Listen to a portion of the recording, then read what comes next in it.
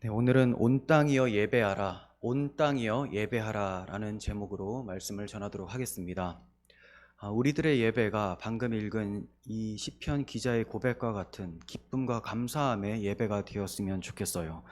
95편부터 우리가 살펴본 이 100편까지는 신정시라고 분류가 됩니다. 신정, 하나님이 통치하시는, 하나님이 다스리시는 것에 대한 감사와 찬송시예요. 그래서 감사시라고도 앞에 제목이 붙어 있죠. 이 중에서 이 100편은 결론 부분에 해당합니다. 그래서 온 땅이여 여호와를 즐거이 부르짖어라 이렇게 초청을 하고 있습니다. 우리만이 아니라, 우리 이스라엘 백성만이 아니라 너희 모든 열방의 모든 민족, 인간이라면 마땅히 여호와를 즐겁게 찾고 예배해야 된다라고 예배로 초청을 하고 있는 그런 시편입니다. 그리고 이렇게 초대한 자들을 향해서 그의 궁정에 들어가서 그에게 감사하며 그 이름을 송축할지어다 라고 말을 합니다. 자, 그러니까 너희가 예배로 와라. 그 예배로 와서 하나님의 궁정에 들어가서 하나님을 노래하라 이렇게 말을 하고 있는 것이죠. 그리고 이렇게 이스라엘뿐만이 아니라 모든 민족이 다 예배할 수 있게 되는 것, 그 근거가 뭐냐? 그게 마지막 절에 나오고 있습니다. 선하심과 인자하심과 성실하심으로 인하여서 우리뿐만이 아니라 너희도 모든 인간들이 다 예배할 수 있게 되었다. 이것을 찬양하자 이렇게 말씀하고 있는 것입니다. 자, 이러한 시편 100편을 통해서 우리가 예배가 무엇인지, 예배를 어떤 식으로 드려야 되는지, 우리가 예배를 드릴 수 있는 근거가 무엇인지에 대해서 살펴보도록 하겠습니다. 1절 봅니다. 온 땅이여 여호와께 즐거운 찬송을 부를지어다. 온 땅이여 라고요. 구약시대 여호와를 찬송하며 여호와께 예배할 수 있는 사람들은 이스라엘 백성뿐만이었습니다. 그런데 지금 시편 기자는 온 땅이여 예배하라, 열방 모든 민족 다 예배하라고 하고 있어요. 지금까지는 이스라엘에게만 국한되었었던 하나님의 백성의 지위와 또 예배할 수 있는 권리가 앞으로 모든 열방 가운데 확대될 것이라는 것을 확신하며 내어다보며 찬양하고 있는 거예요. 이해가 되시죠? 지금은 우리만 예배하지만 앞으로 하나님의 은혜로 인해서 너희들까지 모든 민족들은 다 예배할 수 있을 것이다. 이것을 내어다보며 찬양을 하고 있는 거예요. 그러면 그 날이 언제일까요? 모든 민족이 다 주님을 바라볼 수 있게 되는 그날. 자, 우리는 그 모든 민족에 속하게 됐죠. 우리는 여기 유대인들이 없어요. 그러므로 우리가 지금 예배하는 그날에 속해 있는 거예요. 그날. 그러면 그 날이 어떻게 이루어지게 되었는가? 에베소 2장 13절부터 이제는 전에 멀리 있던 너희가, 에베소 교인들, 이방인들이에요. 전에 멀리 있었던 너희가 그리스도 예수 안에서 그리스도의 피로 가까워졌느니라. 이제는 너희가 유대인들인 우리와 가까이 되어서 하나님 백성이 되었고 하나님께로 가까이 갈 수 있게 되었다. 가까워졌다. 그는 우리의 화평이시니라. 둘로 하나를 만드사 원수된 것 곧 중간에 막힌 담을 자기 육체로 허셨다라고요. 유대인과 이방인들은 늘 앙숙이었습니다. 원수처럼 싸웠어요. 하지만 그리스도의 피로 이 장벽이 허물어지게 되고 이제 유대인이나 이방인이나 할 것 없이 한 교회 공동체를 이루게 되었다는 거예요. 바울은 유대인입니다. 하지만 에베소 교회는 이방인들이에요. 하지만 그리스도 안에서 우리가 하나의 형제가 되어서 하나님 아버지께 나아갈 수가 있게 되었다. 하나님께 나아가는 그 장벽 또한 그리스도의 피로 사라지게 되었다. 이제 우리 하나님을 예배하자. 그러면 이때가 언제입니까? 예수 그리스도의 십자가 죽으심과 부활하심으로 성령이 임하고 주님의 구원의 계획이 성취된 그때, 우리는 지금 그때를 살아가고 있는 것이죠. 그러므로 이 시편 기자는 앞으로 우리의 때를 바라보면서 확신하며 열방 가운데 예배로 초청하고 있는 것입니다. 그러면 시편 기자가 이 앞으로 일어날 일에 대해서 이렇게 확신하며 예배에 초청하고 있었다면 그 이루어진 사실을 적용받고 있는 우리들은 더욱더 확신하며 예배로 초청할 수 있어야 되겠죠. 그런데 지금 오늘날 형편이 어때요? 오히려 예배를 패하고 있는 모습입니다. 아니에요. 예배로 초청할 수 있는 그런 감격함이 우리 가운데 있었으면 좋겠습니다. 2절 봅니다. 기쁨으로 여호와를 섬기며 노래하면서 그의 앞에 나아갈지어다. 기쁨으로 여호와를 섬기면서 나아가라 이렇게 얘기해요. 기쁨으로. 여러분, 우리의 예배는 과연 기쁨으로 드리고 있습니까? 여러분, 이 예배의 간격이라는 것이 있어요. 예배할 때 기쁨이 막 넘쳐납니까? 예배는 종교적 의무감으로 인해서 형식적으로 드려서는 안 됩니다. 받은 은혜와 복을 기억하면서 또 그 복을 누리면서 또 그 복을 점점 알아가면서 그 가운데 기쁨과 감격 속에서 드려져야 되는 것이 예배라는 거예요. 살아 생명력 있는, 활동력 있는 것이 바로 예배예요. 왜냐하면 우리 하나님은 예전에 죽으신 하나님이 아니에요. 이전에도 계셨고 지금도 계시고 앞으로도 영원히 계실, 그리고 우리와 함께 하시며 이 예배를 주관하시며 예배의 대상자가 되신 하나님, 그분이 살아계시기 때문에 우리는 지금 살아있는 예배, 그분이 우리의 기쁨의 원천이고 우리의 위로자이기 때문에 우리는 기쁨 가운데 위로함 받으면서 예배를 하고 예배를 통해서 또 기뻐하고 위로를 받게 되는 것입니다. 이러한 예배가 진짜 예배죠.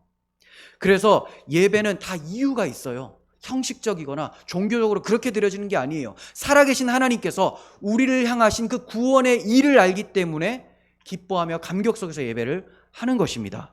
이사야 51장 11절 보시면 여호와께 구속받은 자들이 돌아와 노래하며 시온으로 돌아오니 영원한 기쁨이 그들의 머리 위에 있고 슬픔과 탄식이 달아나리이다.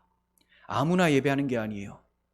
이방인들이 지금 예배할 수 있는 게 아닙니다. 이사야서는 유대인들이 바벨론 포로로 끌려가게 되지만 결국 구속받아 돌아온 후에 시온에서 하나님이 택하신 그 예루살렘 성전에서 주님을 예배하게 될 것이다.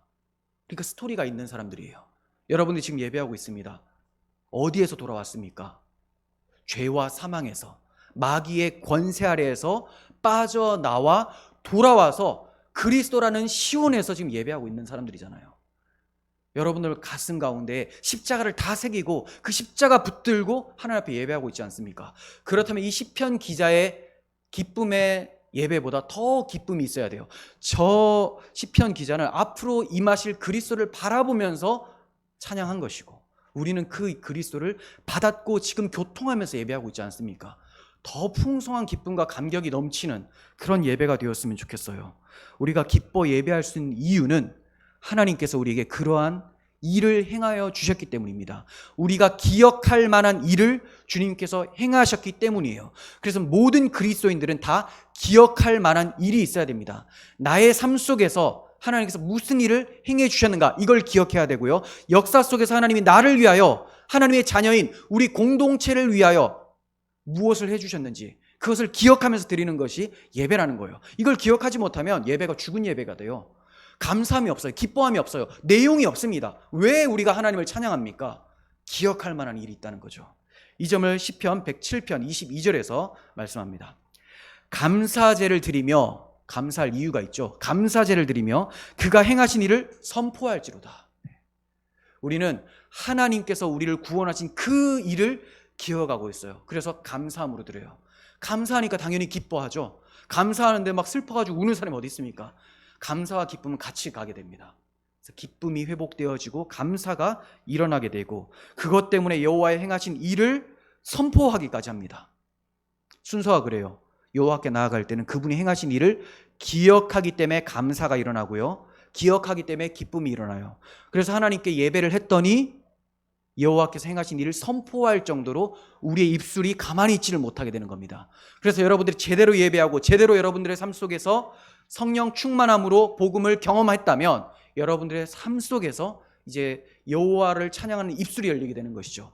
여러분의 삶을 통해서, 입술을 통해서 그리스도를 증거하면서 살아가게 되는 것입니다.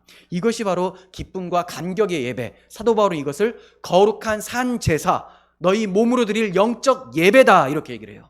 여러분, 영적 예배는 단순히 여기에서 드려지는 예배만을 얘기하는 게 아니에요. 이렇게 영적 예배를 드리고 가서 여러분들의 삶 속에서 그 살아내는 그 삶, 여기까지가 예배입니다.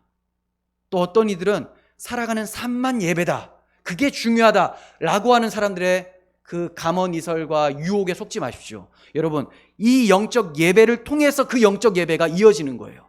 그래서 예배를 회복하시고 삶 속에서 예배가 풍성하게 나타나는 것, 이게 진짜 예배인 것이죠. 우리는 그가 행하신 일을 알기 때문에 기뻐 감사하며 그 행하신 일을 선포하는 사람들입니다. 시편 기자는 예배는 인간이라면 마땅히 행해야 될 바라고 말씀을 하고 있어요.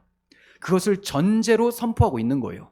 애굽의 종살이 때 모세를 부르시면서 하나님께서 하셨던 말씀이 무엇이었습니까? 출애굽기 3장 12절 보시면 하나님이 이르시되 내가 반드시 너와 함께하리라. 내가 그 백성을 애굽에서 인도하여 낸 후에 너희가 이 산에서 하나님을 섬기리니 이것이 내가 너를 보낸 증거니라. 자, 내가 너를 보내는 이유가 뭐냐? 예배하게 하기 위해서. 저 백성은 내 백성인데 지금 바로의 압제 가운데서 그렇게 종살이를 하고 있다. 이 예배라는 단어, 섬기다라는 단어가 아바드인데요. 종살이하다, 경배하다, 예배하다, 섬기다 다 같은 말이에요. 그러니까 이게 바로의 밑에 있으면 아주 혹독한 종살이가 되는 것이고, 하나님께 나아가게 되면 섬김이 되고 예배가 되고 자발적인 종살이가 되는 것입니다. 이제 하나님께서 하나님의 백성들을 예배하도록 불러내신다는 거죠. 하나님께서 아담과 하와를 왜 창조하셨습니까? 예배하기 위해서요. 그냥 단순히 형식적으로 종교적으로만 예배하는 것이 아니라 하나님께서 행해 주신 일을 기뻐하며 하나님께 감사하는 것. 그래서 하나님은 그 감사를 보고 그들을 보고 기뻐하시는 것. 이게 이제 서로의 교통을 통한 예배인 거예요.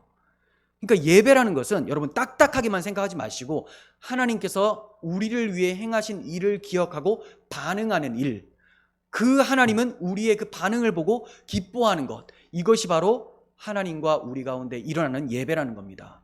그래서 아담은 눈을 딱 떴더니 여섯째 날 마지막에 눈을 딱 떴더니 모든 것이 완성이 되어 있는 거예요. 누구를 위해 준비한 것입니까? 아담을 위해서. 이 하나님을 찬양하게 되는 것이죠. 나 같은 아무것도 아닌 피조물을 위해서 하나님께서 이 엄청난 창조를 행하셨다. 근데 우리는 더 큰 찬송을 하게 될 수밖에 없어요. 왜냐하면 그러한 우리가 이 모든 걸 창조하시고 우리에게 맡겨주신 우리가 타락해버렸어요. 그런데 첫 창조 때는 희생 없이 하나님 말씀의 권능으로만 창조가 일어났어요. 그럼에도 불구하고 아담은 찬송해야 마땅했죠. 그 정도만 해도. 그런데 우리는 어떻습니까? 하나님의 아들의 피가 흘려짐으로 재창조가 일어났습니다. 재창조, 새 창조. 그러므로 더욱더 찬양해야 되는 거예요. 더욱더 기쁨과 감격 속에서 예배해야 마땅한 것입니다. 이러한 예배가 진정한 예배인 거예요.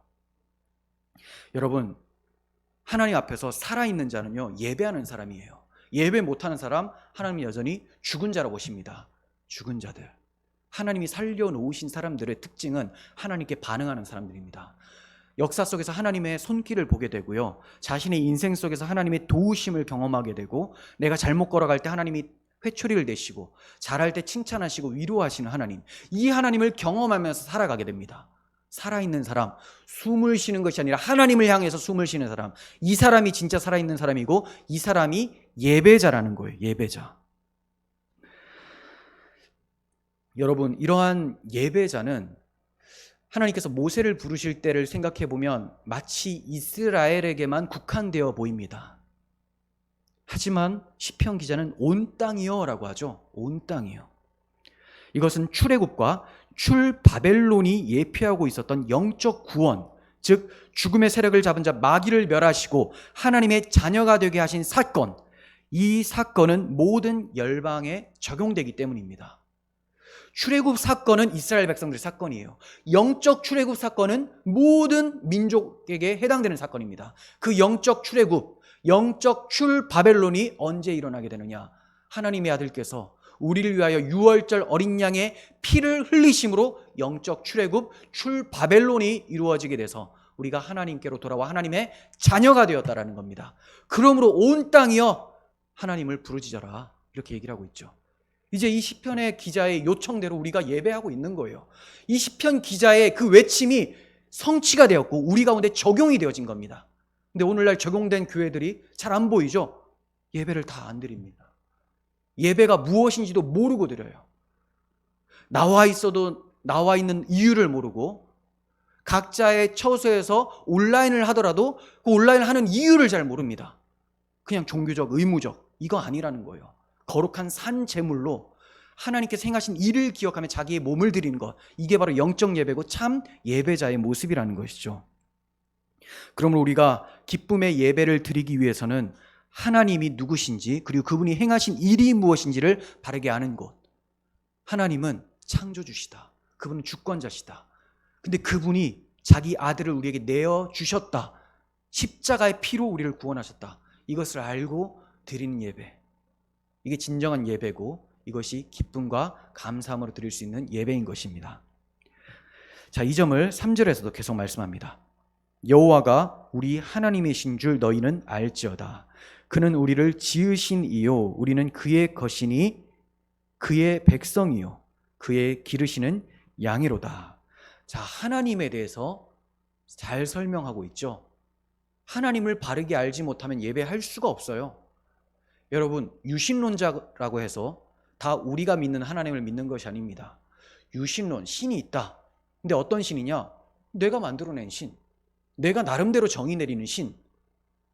각자 다 여러 신이 있는 거예요. 근데 그런 신들을 우리는 잡신, 우상신, 자기가 만들어낸 우상이라고 합니다. 그럼 어떤 신이 참된 신이냐? 성경이 증거하는 신. 그 신이 어떤 신이냐? 자기 아들을 죽기까지 내어주신 그 신, 그 신만이 우리의 신이라는 것이죠.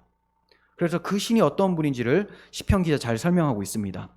자, 그래서 직역을 하면요, 여호와 그는 하나님이심을 너희는 알지어다, 이거예요. 그는 우리의 하나님이 아니라 여호와 그는 하나님이심을 너희는 알지어다. 자, 이 말씀을 잘 생각해 보십시오. 여호와라는 단어는 언제 많이 쓰여지느냐? 출애굽기부터 많이 쓰여져요. 출애굽기는 무슨 책입니까? 애굽에서 탈출하는 책, 구원을 일으키는 책이죠. 구원의 하나님을 얘기를 합니다. 그러면서 언약하시고 구원해내시는 언약의 하나님, 구원의 하나님을 나타낼 때 호칭이 여호와예요. 여호와. 근데 여호와 그는 하나님이다. 하나님이라는 단어는 창세기에 많이 등장해요. 창조주, 모든 것의 주인.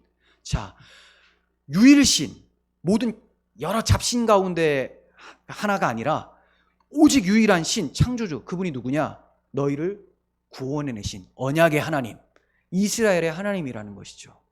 자, 그 점을 알아야 된다, 이렇게 얘기를 해요. 왜 알아야 됩니까? 그걸 모르면 다른 신을 예배하는 것이고 예배할 때 기쁨과 감사함도 없는 것이죠. 그게 바로 우상신, 이방신인 거예요. 그래서 여호와 그리고 하나님이라는 표현을 함께 사용하고 있는 것입니다. 이러한 언약과 구원의 하나님, 유일하신 하나님을 알아야 되는 거예요. 그래서 설교에는요, 지식적으로 알아야 될 것들이 나옵니다. 성경을 연구할 필요가 있는 거예요. 그냥 한 절 읽어놓고 목사의 개인적인 생각이나 여러 가지 뭐 이런저런 이야기들, 뭐 코미디처럼 우스갯소리하고 이렇게 돼서는 안 되고 반드시 알아야 될 내용이 있어야 된다는 거죠. 알아야 될 내용. 그게 뭐냐? 여호와가 누구시냐? 성경이 말하는 그 여호와가 누구시냐? 바르게 알아야 예배할 거 아닙니까? 근데 이 시간에 막 졸고 있어요. 그러면 자기는 예배 안 돼요. 누구를 예배합니까? 제가 예배하는 하나님과 다른 분일 수 있다는 겁니다. 여러분, 우리가 그분이 누군지 안다면 졸 수 있겠어요? 정신이 번쩍 뛰겠죠. 세상에서도 높은 사람을 만나게 되면 약간 긴장하게 되는데, 우리가 지금 예배하는 분이 누굽니까? 그 하나님을 지금 알려주는 시간인 거잖아요. 그러니까 바르게 눈을 떠야 되는 거죠. 여러분들 중에 아무도 졸지 않아요. 그렇지만 더욱더 경각심을 가지고 경외함으로 예배하라고 말씀드리기 위해서 말씀드린 겁니다. 자, 우리는 그 예배를 맹목적으로 드리지 않습니다. 예배는 결코 맹목적이지 않아요. 누구를 예배하며 왜 예배하는지를 알고 드립니다. 현자는 내 자신을 알라라고 얘기를 했어요. 중요한 말입니다. 그런데 참 답답한 게 뭐냐면, 자기 자신을 알기 위해서는 자기가 누구로부터 왔는지를 알아야지 자신을 알죠. 하나님을 바르게 알아야지만 나를 알 수 있어요. 내 자신을 알라, 좋다, 그거예요. 좋다. 그런데 하나님을 먼저 알라는 거예요. 하나님을 알면 내가 누군지 알아요. 내가 감히 목을 뻣뻣이 세울 수 없는 존재라는 것, 그리고 마음대로 진리를 왜곡할 수 있는 그런 존재가 아니라는 것을 알게 됩니다. 자연스럽게 겸손하게 되고 창조주 하나님, 구원의 하나님을 높이게 되고 질서를 만들어 놓으신 하나님을 경외하면서 그 질서를 따라 행하게 되는 것이죠. 자, 이렇게 우리가 예배할 수 있었으면 좋겠어요. 또 시편 기자는 하나님은 우리를 지으신 분이시다. 우리는 하나님의 것이다. 이렇게 고백을 합니다. 하나님은 스스로 이 모든 것을 창조하셨습니다. 지으신 분이시죠. 세상에는 때때로 물건을 만든 자와 소유자가 달라지는 경우가 많습니다. 그러나 주님은 위대하신 일을 행하실 때 친히 하셨고 혼자서 하셨기 때문에 소유도 다 주님의 것이 되는 거예요. 골로새서 1장 15절 16절 보시면 그는 보이지 아니하는 하나님의 형상이시오 모든 피조물보다 먼저 나신 이시니 만물이 그에게서 창조되되 만물이 그로부터 다 만들어지는 겁니다. 하늘과 땅에서 보이는 것들과 보이지 않는 것들과 혹은 왕권들이나 주권들이나 통치자들이나 권세들이나 만물이 다 그로 말미암고 그를 위하여 창조되었고, 여러분 하나님이 다 창조하셨어요. 삼위 하나님께서. 왜? 그를 위하여, 하나님을 위하여. 그러므로 모든 피조물들은 다 하나님의 것이고요. 하나님의 것들은 마땅히 행해야 할 바가 뭐냐? 하나님께 예배를 해야 되는 거죠. 하나님을 위하여 살아가야 되는 거예요. 존재하는 목적이 하나님을 위하여. 그런데 그 하나님을 삭제하려고 하는 사람들, 그러한 정부들, 그러한 단체들 다 마지막 날 엄청난 보응이 있을 것입니다. 왜냐하면 하나님의 창조 목적을 거부하며 하나님을 대항했기 때문에. 이 사람들은 우리 개개인을 대항하는 사람들이 아닙니다.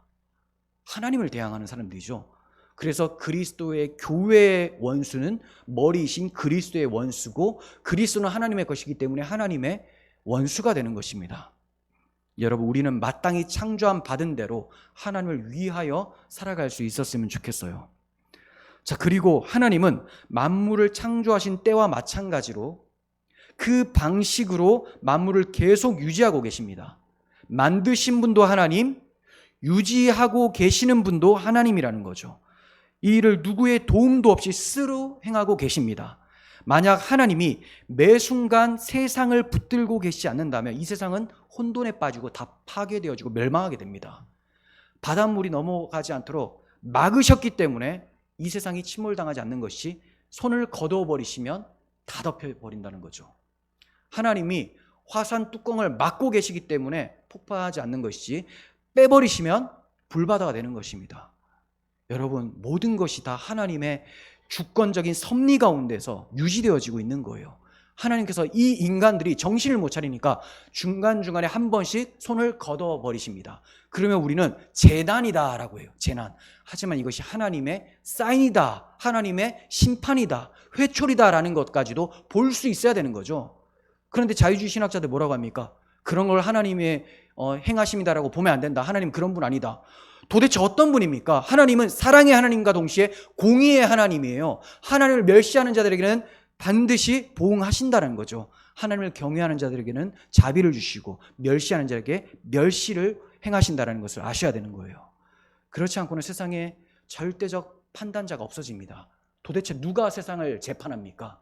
그 재판장이 아무것도 공의로운 심판을 내리지 않는데 어떻게 재판장이 될 수 있겠습니까? 여러분, 우리 하나님은 우리를 끔찍히도 사랑하시는, 자기 아들까지도 내어주시는 하나님이신가 동시에 그 아들을 무참히 거부하며 공격하는 자들에게 아주 엄중한 심판을 내리시는 하나님이시라는 것을 아셔야 되는 거예요. 자, 이것을 깨달은 사람들, 하나님이 창조하시고 유지하고 계신다라는 것을 깨달은 사람들을 성경은 지혜로운 사람들이라고 해요. 이것을 아는 지식을 가리켜서 지혜다라고 해요. 세상의 지혜로는 절대로 알 수 없습니다. 이 지혜로운 자를 가리켜서 성도라고 합니다. 성도. 이 성도들은 그리스도의 영을 받은 사람들이죠. 그래서 성령께서는 그 깊은 것까지 통달하게 해주시죠. 하나님이 깊은 것까지 통달하게 하시는 그 지혜는 성령으로부터 나옵니다. 그리고 성령을 받은 사람들이 성도고, 이 사람들이 지혜자예요. 어디 대단한 학벌, 이게 중요한 게 아닙니다. 여러분들이 하나님을 아는 지식이 있느냐, 그분을 경외하고 있느냐, 이것이 지혜이냐 아니냐를 가르는 시금석이 되는 것입니다. 많은 이들이 이러한 하나님의 지혜가 없습니다. 예배를 어리석은 짓이다, 무용한 짓이다, 이렇게 생각하면서 비난을 해요. 우리가 이렇게 예배하는 거 세상 사람들 볼 때 얼마나 무식해 보이고 광신도처럼 보이겠습니까? 그 사람들이 그렇게 생각하면 우리는 올바르게 행하고 있는 겁니다. 왜냐하면 세상은 절대로 하나님을 아는 지식을 가질 수가 없어요. 스스로 가질 수가 없습니다. 스펄전 목사님은 이렇게 말을 했어요. 근대 철학에서는 만물이 원자로부터 발전해 나왔다는 주장을 입증하기 위해 악전고투를 하고 있다. 유물론이죠. 다시 말하면 만물이 저절로 만들어졌다는 뜻이다. 만약 이것을 믿는 사람이 생긴다면 이제는 미신 신봉자들을 비난할 근거가 없어지고 말 것이다. 왜냐하면 이 회의주의적 이론을 받아들이기 위해서는 윙크하는 마리아상이나 웃음 짓는 아기 예수상을 믿는 불합리한 신앙에 필요한 공상력보다 수백 배 더 큰 공상력을 필요로 하기 때문이다. 그러니까 말도 안 되는 것을 믿는 것이 유물론이다라고 얘기를 하고 있죠. 우리 편에서 볼 때는 스스로 생겨난 유리하는 원자들로부터 자연 도태 기나긴 연쇄 과정에 의해 인간이 발생되었다고 믿는 것보다 하나님에 의해 창조되었다고 믿는 것이 훨씬 쉽다. 제가 생각해도 이게 너무 쉬워요. 유물론을 믿는 것은 엄청난 믿음인 거예요. 그 믿음은 무엇을 기반하느냐? 공상력을 기반으로 합니다. 아무 근거가 없어요. 아무 근거가 없어요. 말도 안 되는 것을 믿는 그 믿음을 가지고 훨씬 쉽고 논리적이고 창조주가 있었을 때에만 풀어지는 그러한 이론, 창조론을 믿는 것이 훨씬 더 정상적이라는 것이죠. 근데 사람들이 왜 이걸 정상적으로 안 봅니까? 하나님을 미워하기 때문에. 태어날 때부터 그 마음에 그걸 가지고 나와요. 마귀적 특징을 가지고 나옵니다. 그래서 하나님을 원수처럼 생각해요. 그 하나님을 없애고 유물론으로 가자. 인간이 만물의 척도다. 이렇게 하면서 가는 거예요. 여러분, 인간이 만물이 척도가 아니라 하나님의 말씀을 받은 인간이 척도가 될 수는 있죠. 그 말씀이 기준이 되니까, 그들의 말을 통해서 하나님 말씀이 선포되어지니까. 하지만 하나님 말씀이 없는 인간은 마귀의 종살이뿐이라는 거죠. 마귀 기준으로 가자는 거예요. 마귀의 기준이 뭔지 아세요? 기준이 없는 것이 그의 기준입니다. 아무 기준이 없어요. 다 허물어뜨리는 거예요. 보수적인 거, 하나님이 만들어 놓은 거 다 무너뜨리는 거. 내가 답이다. 이게 마귀의 특징이에요. 그렇게 다 자기가 신처럼 만들어버리는 것, 각자 자기의 속인에 옳은 대로 행하게 만들어버리는 것, 이게 마귀의 전략입니다. 마귀는 마귀인 나를 섬겨라라고 하지 않고 너 자신을 섬겨라라고 얘기를 해요. 그러면 사람들은 내가 언제 마귀를 섬겼냐? 우리는 서로 인권을 존중해야 되고, 저 사람이 말한 가족, 다자간의 성행위, 이거 다 정상적인 거야. 괜찮아. 이게 가족이야. 라고 하는 거 인정해줘라. 이게 마귀를 섬기고 있는 거예요. 그런데도 모르죠. 자기가 무엇을 하는지를 모릅니다. 왜 그렇습니까? 하나님 말씀이 없으니까. 절대적 기준이 없으니까 유리 방황하는 별들과 같이 막 살아가게 되는 거예요. 여러분, 우리는 정확한 기준을 가지고 있습니다. 이 기준을 가지고 하나님을 경외하는 사람들, 이 사람을 지혜자, 성도, 예배자라고 하는 것입니다. 우리를 예배자로 불러주신 하나님께 감사해야 될 것밖에 없죠. 시편 기자는 하나님께서 우리를 지으셨다라고 했는데, 이것은 단순히 창조만을 염두한 것이 아니라 하나님 백성이 되게 하셨다, 거듭나게 하셨다라는 것까지도 염두하면서 했던 고백으로 보여집니다. 이사야 43장 1절을 보시면, 야곱아 너를 창조하신 여호와께서 지금 말씀하시느니라. 이스라엘아 너를 지으시니가 말씀하시느니라. 너는 두려워하지 말라. 내가 너를 구속하였고 내가 너를 지명하여 불렀나니 너는 내 것이라. 네, 하나님이 우리를 창조하셨고 구속하셨고 부르셨다라고 말씀하고 있습니다. 21절, 이 백성은 내가 나를 위하여 지었나니 나를 찬송하게 하려 함이니라. 에베소 2장 10절, 우리는 그가 만드신 바라 그리스도 예수 안에서 선한 일을 위하여 지으심을 받은 자니. 그러므로 선한 일을 하지 못하면 하나님께서 지으신 자, 새 창조를 하신 자가 아니라는 거죠. 그 선한 일은 뭐냐? 그리스도께 영광 돌리며 그리스도 안에서 서로 협력하며 주의 몸된 교회를 세워나가며 세상의 빛과 소금의 역할을 하는 이 선한 일, 하나님과 관련된 일, 이것을 얘기하는 것입니다. 이러한 하나님을 알아야지만 기쁨으로 예배할 수 있는 거예요. 그리고 예배를 통하여 이러한 하나님이 더욱더 선명하게 우리에게 보여지는 것이고 또 경험이 되어지는 것입니다. 자, 그리고 시편 기자는 하나님을 우리의 목자다 이렇게 얘기해요. 문자적으로 그렇게 표현하지 않았지만 우리가 그분의 기르시는 양이다라고 했으니 그분은 우리의 목자가 되는 것이죠. 자, 이것을 알아야지만 기쁨으로 예배할 수 있어요. 그리고 또 예배를 통해서 더 확실하게 알게 되죠. 하나님이 나의 목자구나. 난 양이구나. 그분의 음성을 쫓아 살면 되는 거구나. 성경은 하나님 외에 다른 이가 목자가 되었을 때는 참 불행하고 불안정하고 절망적일 수밖에 없다라는 것을 가르치고 있습니다. 예레미야 23장 2절 보시면 그러므로 이스라엘의 하나님 여호와께서 내 백성을 기르는 목자에게 이와 같이 말씀하시니라. 너희가 내 양떼를 흩으며 그것을 몰아내고 돌보지 아니하였도다. 보라, 내가 너희의 악행 때문에 너희에게 보응하리라. 여호와의 말씀이니라. 하나님께서 많은 선지자, 왕, 제사장들 보냈지만 이들이 타락해버렸습니다. 여러분, 사람이 절대적으로 선한 목자가 될 수는 없어요. 어떤 목사가 귀하게 쓰임을 받을 수는 있지만 그 사람이 진정한 목자가 될 수는 없다는 겁니다. 우리의 진정한 목자는 예수 그리스도죠.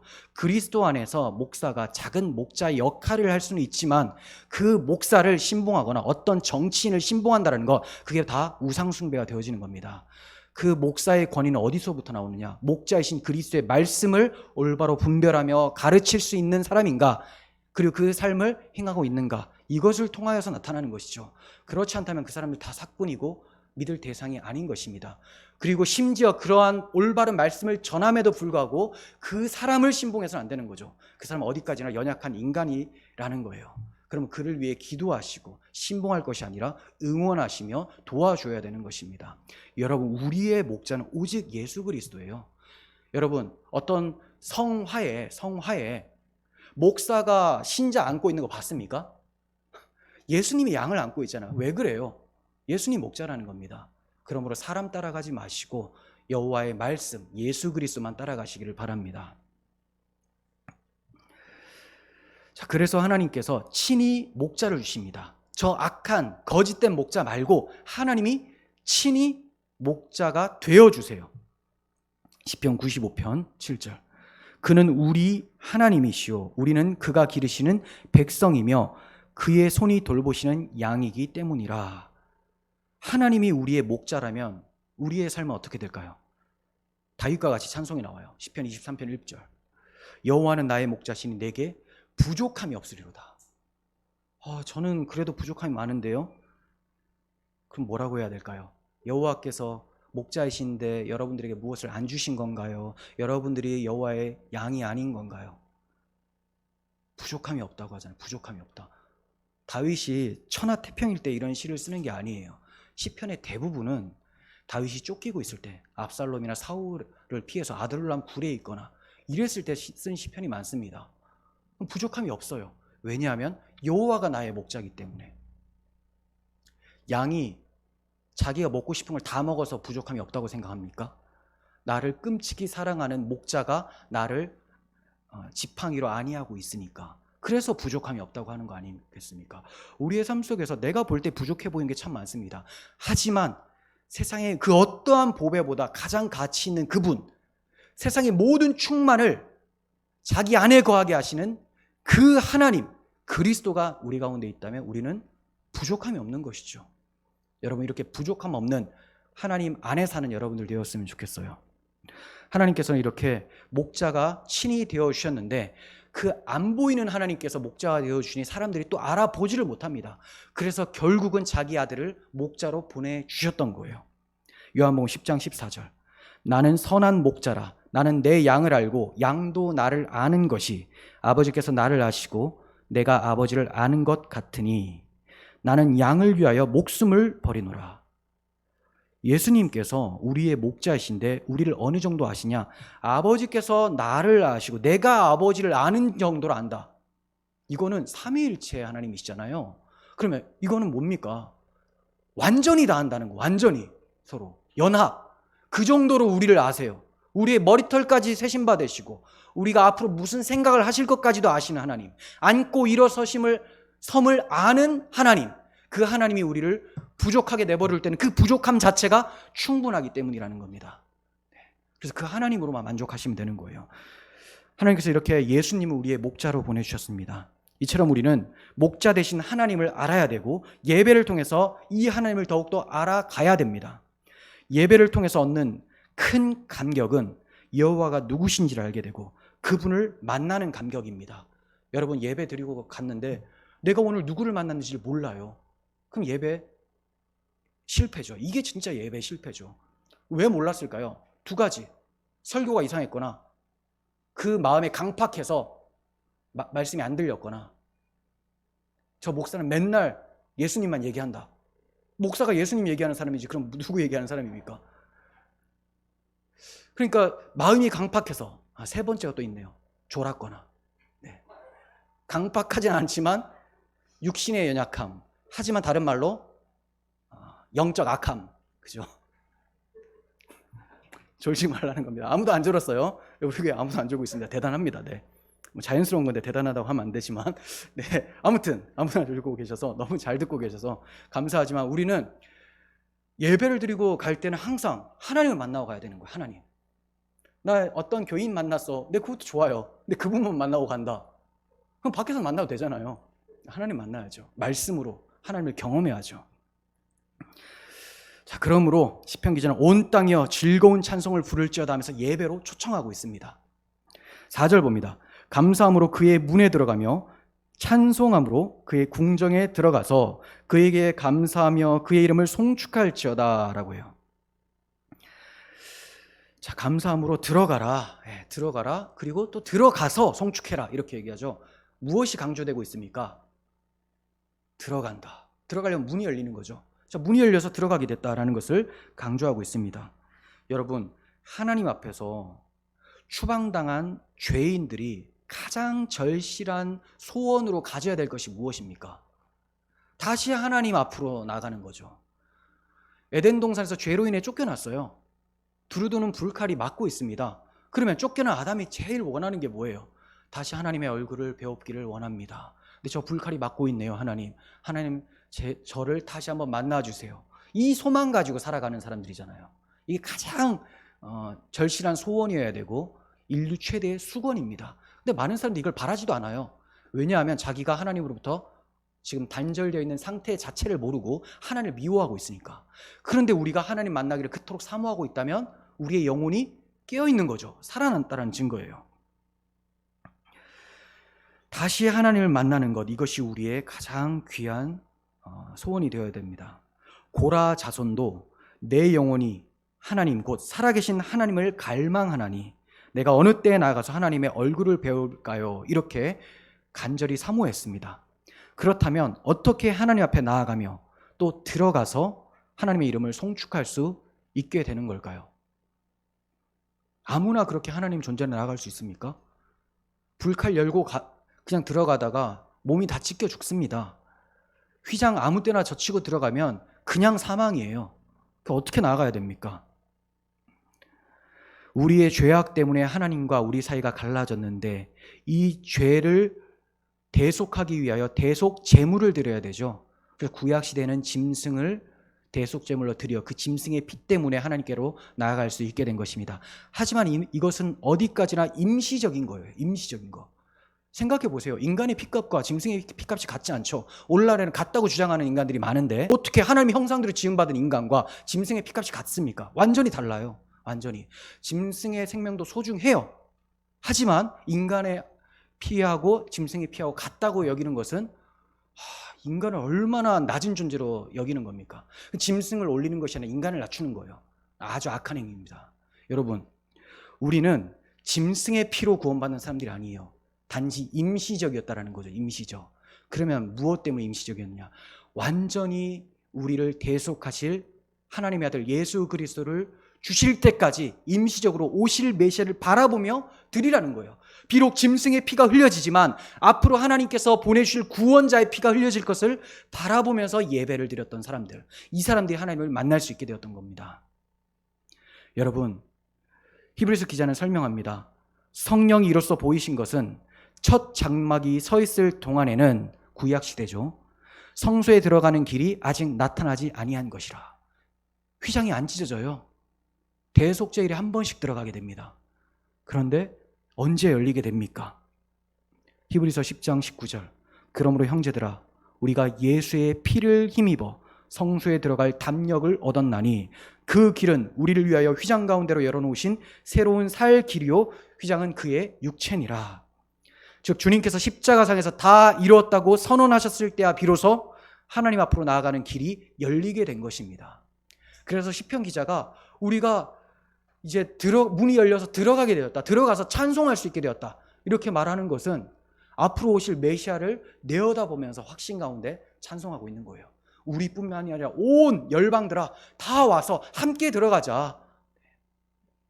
여러분, 이러한 감격 속에서 예배하며 또 전도하며 이렇게 살아가야 되지 않겠습니까?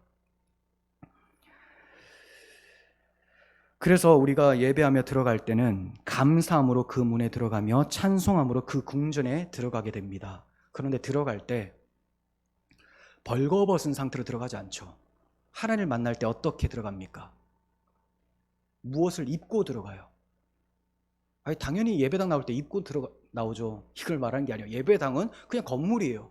이게 지금 하나님 앞에 나온 게 아니라 여러분 이렇게 나오셔서 하나님 앞으로 나아가는 거예요. 여러분은 무엇을 입고 나아가겠습니까? 그리스도의 보혈의 옷을 입고 나아가야 되죠.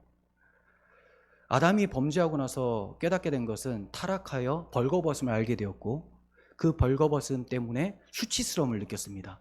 하나님이 두려워지고 사람들 사이에서도 위장을 하게 됩니다. 외식하게 되죠. 자, 그런데 이제 우리가 그 하나님 앞으로 이 더러운 수치를 가리고 들어갈 수 있게 됐어요. 그 죄를 가려줄 수 있었던 유일한 옷이 바로 예수 그리스도의 보혈로 뿌려진 옷이라는 거죠. 우리는 예수 그리스도를 믿음으로 우리의 마음에 그리스도의 핏뿌림을 받아서 하나님 앞으로 나아갈 수 있게 된 것입니다. 이제 우리는 예배를 통해서 하나님의 자녀들에게 열려진 하늘 문을 바라보게 됩니다. 예배를 통해서 하나님의 자녀들에게만 열려진 하늘의 문, 이걸 보게 돼요. 여러분 이걸 보고 계십니까? 사방이 우겨쌈을 당해도 솟아날 구멍이 있다고 했는데 그 구멍이 열려져 있어요. 지금 하나님께서 열어놓으셨어요. 그래서 야곱은 꿈을 꿨죠. 환상을 봤죠. 돌베개를 베고 잤는데 하늘에 사다리가 있어요. 천사들이 오르락 내리락 해요. 근데 예수님이 말씀하세요. 그거 바로 나다. 인자 위에 오르락 내리락 하게 될 것이다. 나다나엘에게 말씀을 했었죠. 인자 위에 오르락 내리락. 우리는 그리스도를 통해서 열려진 하늘 문을 봅니다. 세상이 우리를 박해하고 조롱하고 유혹하고 심지어 바울처럼 결박을 당해도 감옥 뚜껑 닫혀 있어도 하늘 문은 솟아져 있는 거예요. 절망이라는 것이 없어요. 성도들에게 해당되지 않는 단어, 절망, 이런 단어 지워버리십시오. 그냥 그 단어를 잊어버리셔서 사용을 안 하셨으면 좋겠습니다. 너무 절망적이에요. 그리스도가 여러분들에게 소망이 되지 않는다는 것은 참 심각한 문제가 되는 것입니다. 여러분, 아람 군대가 엘리사를 포위했을 때 엘리사의 사환은 절망했었죠. 하지만 엘리사가 기도하자 그 사환의 눈이 열리게 되었고 자기들을 두르고 있었던 그 많은 하나님의 군대를 보게 되었어요. 이와 같이 우리가 예배를 통해서 우리 주변에 계신 하나님의 군대들, 천군 천사들을 보게 되고 이 천군 천사와 함께 또 세상에 나아가서 열심히 영적 전투를 하게 되는 것입니다. 그러므로 예배에 실패자 되지 마시고 날마다 예배에 성공하며 하나님을 만나고 또 힘을 얻고 돌아가시길 바랍니다. 마지막 5절 봅니다. 여호와는 선하시니 그의 인자하심이 영원하고 그의 성실하심이 대대에 이르리로다. 여기서 히브리어 키라는 단어가 삭제가 되어 있는데 생략이 되어 있는데요. 원래는 키, 왜냐하면 있어요. 그러니까 들어가서 여호와를 성축할지어다. 왜냐하면 무엇 때문에 이렇게 성축할 수 있게 된다면 그의 선하심, 인자하심, 성실하심 때문이다. 이렇게 말을 하고 있는 것이죠. 여러분, 하나님은 선하시기 때문에 우리에게 예배하도록 만들어 주셨어요. 우리가 여호와의 선하심을 알지어다, 맛보아 알지어다, 이것은 여호와의 구원하심을 볼지어다, 이거 같은 뜻입니다. 하나님의 선하심을 경험한다. 이 선이라는 단어는 토브라는 단어인데요, 창세기 1장에서 하나님이 만드시고 좋았더라, 보시기 좋았더라 할 때가 토브예요. 하나님이 좋으신 그 뜻대로 행하시는 것, 우리의 삶 속에서 하나님의 좋으신 뜻대로 행하시는 것, 가장 큰 것이 구원이고, 그리고 그 구원을 향해서 우리의 삶을 경영해 가시는 거죠. 이것을 우리가 경험하는 것, 이게 여호와의 선하심입니다. 여호와의 선하심 때문에 우리가 하나님께 나아가서 예배할 수 있게 된 것. 자, 그 선하심을 조금 더 구체적으로 이제 설명하는 것이 인자하심과 성실하심이에요. 인자하심은 뭐냐? 헤세드라는 단어인데 많이 들어보셨죠? 자비로움, 사랑, 인애라는 단어예요. 하나님의 사랑, 하나님의 사랑이 나의 생명보다 낫다라고 시편 기자는 고백하지 않습니까? 주의 인자가 나의 생명보다 나음으로. 여러분, 이 사랑이 우리에게 어떻게 나타났어요? 그냥 짐승의 피를 흘리게 해서 하나님 만나주시는 것? 그건 사랑 아니잖아요. 그거는 그냥 자비 정도까지는 되겠습니다. 자비로우셔서 이런 방법으로 만나주시겠다. 하지만 하나님은 그 방법이 아니라 자기 아들을 짐승 잡듯이 십자가에서 잡으시고 우리를 만나주신 거예요. 그래서 사랑이라고 하는 거예요. 인애. 단순한 자비가 아니라 인애입니다. 인애. 희생적 사랑. 이걸로 우리를 만나주시죠. 이 사랑 때문에 우리가 하나님 앞에 나아갈 수 있게 된 거예요. 그래서 이 모든 은혜를 알고 이 인자가 영원하고 또 성실은 하나님의 신실하심, 언약의 신실하심을 얘기해요. 변치 않고 그 언약을 지켜내시는. 그러니까 하나님의 언약은 하나님의 사랑을 통해 나타나는데 예수 그리스도를 통해 나타나죠. 이 사랑은 영원하고 대대에 이른다라고요. 모든 시대에 이른다라는 겁니다. 성실하심이 대대에 이른다라고 하죠. 대대는 시대마다 계속 언약이 적용되어진다라는 거예요. 그러면 요약하면 뭡니까? 하나님의 언약이 모든 시대에 흘러가는데 그 언약은 하나님의 사랑으로 나타났다. 자기 아들 내어주시는 희생적 사랑으로 우리에게 나타나서 영원히 그 사랑이 경험되어지기 때문에 우리가 하나님께 예배할 수 있게 되었다. 그래서 다윗이 뭐라고 합니까? 내 평생의 선하심과 인자심이 반드시 나를 따르리니 내가 여호와의 집에 영원히 살리로다. 이렇게 기뻐하며 찬송할 수 있었던 거예요. 그는 예수님을 보지도 못했는데 앞으로 오실 메시아를 바라보면서 이 정도까지 찬송할 수 있게 되었습니다. 여러분, 다윗이 엄청 부러워했었던 사람이 바로 우리들이에요. 그러므로 다윗이 부러워했던 그 사람처럼 그렇게 살아가셨으면 좋겠어요. 자, 이러한 영원한 인자하심과 대대에 이를 성실하심으로 인해서 우리는 하나 남은 약속, 바로 내가 다시 와서 너희를 내게로 영접하여 나 있는 곳에 너희도 있게 하리라 라고 하신 재림의 그 약속, 그것만 남겨두고 있습니다. 그것까지도 반드시 지켜주실 것을 확신할 수가 있게 되는 겁니다. 그때는 완성된 천국 문을 열고 들어가게 될 거예요. 그러나 지금 우리가 이 땅에서 나그네로 살 때에는 천국 문을 열고 어떻게 들어갑니까? 예배를 통해서 들어가는 거예요. 예배.